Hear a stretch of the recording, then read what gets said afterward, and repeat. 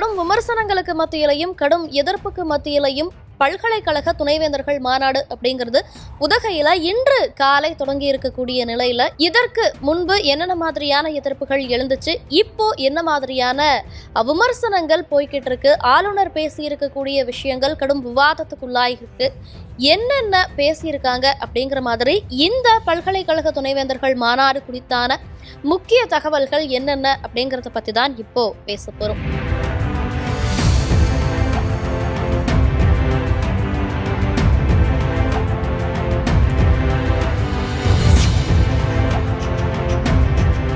தமிழ்நாட்டில் இருக்கக்கூடிய பல்கலைக்கழக துணைவேந்தர்களுடைய மாநாடு அப்படிங்கிறது 25, 26 அதாவது இன்றைய தினம் நாளைய தினம் உதகையில நடைபெற்றுட்டு வருது. இந்த மாநாட்டை குடியரசு துணைத் தலைவர் ஜக்தீப் தன்கர் தொடங்கி வச்சிருக்கார். இது மட்டும் இல்லாம இதற்கு முன்பு இந்த மாநாடு குறித்து நிறைய விமர்சனங்கள் எழுந்திருந்தது.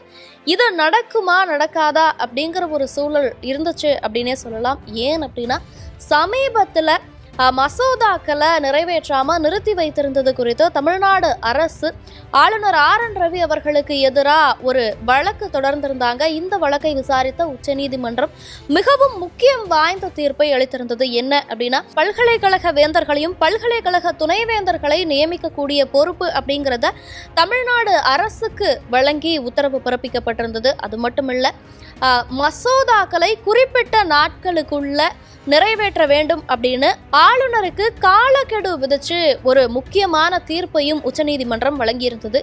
இந்த நிலையில தான் கடந்த 3 ஆண்டுகளாகவே துணைவேந்தர்கள் மாநாடு அப்படிங்கிறது ஆளுநர் RN ரவி அவர்கள் தலைமையில நடந்துட்டு இருக்கக்கூடிய நிலையில இந்த வருடம் இப்படியான தீர்ப்பு வந்த பிறகு இந்த மாநாடு நடக்குமா நடக்காதா அப்படிங்கிற ஒரு கேள்வி எழுந்தது. ஆனாலும் இந்த மாநாடு தொடர்ந்து நடைபெற போவதாக ஆளுநர் RN ரவி அவர்கள் தரப்புல அறிவிக்கப்பட்டிருந்தது. இது மட்டுமல்ல, மொத்தமா தமிழ்நாட்டில் இருக்கக்கூடிய 52 பல்கலைக்கழகங்களுக்கு இந்த மாநாட்டில் கலந்து கொள்வதற்கான அழைப்பு அப்படிங்கிறது விடுக்கப்பட்டிருந்தது.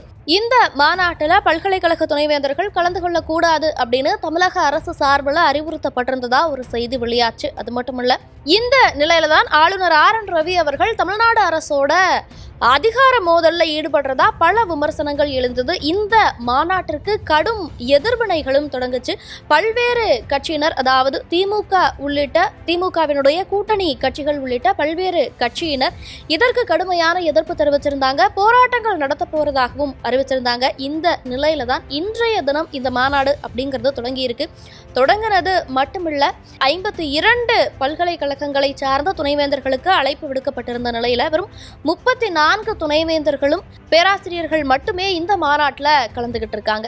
குறிப்பா சொல்லணும் அப்படின்னா மதுரை பல்கலைக்கழகம், அழகப்பா பல்கலைக்கழகம், பாரதியார் பல்கலைக்கழகம், நெல்லை மனோன்மணியம் சுந்தரனார் பல்கலைக்கழகம், தமிழ்நாடு வேளாண் பல்கலைக்கழகம் உள்ளிட்ட பல்கலைக்கழக துணைவேந்தர்கள் இந்த ஒரு மாநாட்டை புறக்கணிச்சிருக்காங்க.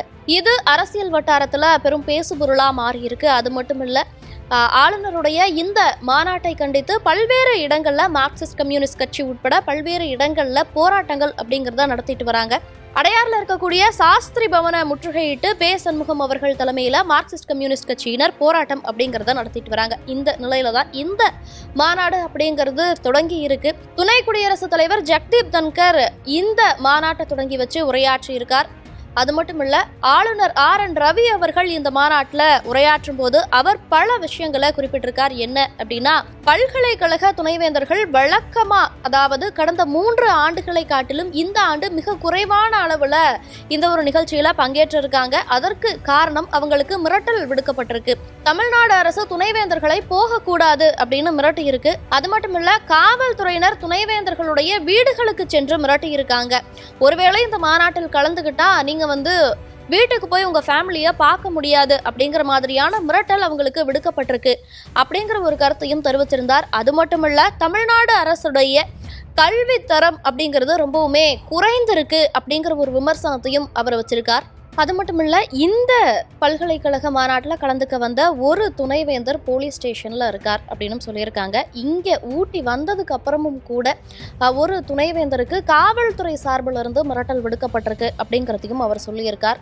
Unfortunately, in this conference, state universities are not participating because they have informed me, even in writing, that they have been warned by the state government. not to participate. As of now, one of our vice chancellor is in police station. Some vice chancellor have reached Ooty, and something unprecedented happened, which never happened before.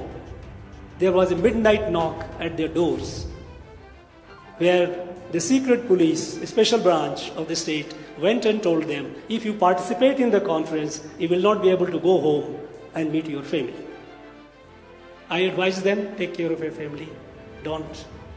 Don't jeopardize their interest. அதே போல தமிழ்நாடு அரசின் கீழ் செயல்படக்கூடிய அரசு பள்ளிகளுடைய கல்வி தரம் ரொம்ப மோசமா இருக்கு அப்படிங்கிற ஒரு கருத்தையும் அவர் முன் வச்சிருக்கார். இந்த கருத்துக்கள் இப்போ பேசுபொருளா இருக்கு. கடும் எதிர்ப்புக்கு மத்தியில தான் இந்த ஒரு மாநாடு அப்படிங்கிறது தொடங்குச்சு. பல்கலைக்கழக துணைவேந்தர்கள் இந்த மாநாட்டை புறக்கணிச்சிருக்காங்க. இந்த நிலையில ஆளுநருடைய இந்த ஒரு கருத்தும் மிகவும் பேசுபொருளா மாறியிருக்கு. இந்த ஒரு மாநாடு குறித்தான உங்களுடைய பார்வை என்ன? ஆளுநருடைய விமர்சனத்துக்கு நீங்க என்ன நினைக்கிறீங்க அப்படிங்கிற உங்களுடைய கருத்துக்களை கமெண்ட்ல சொல்லுங்க.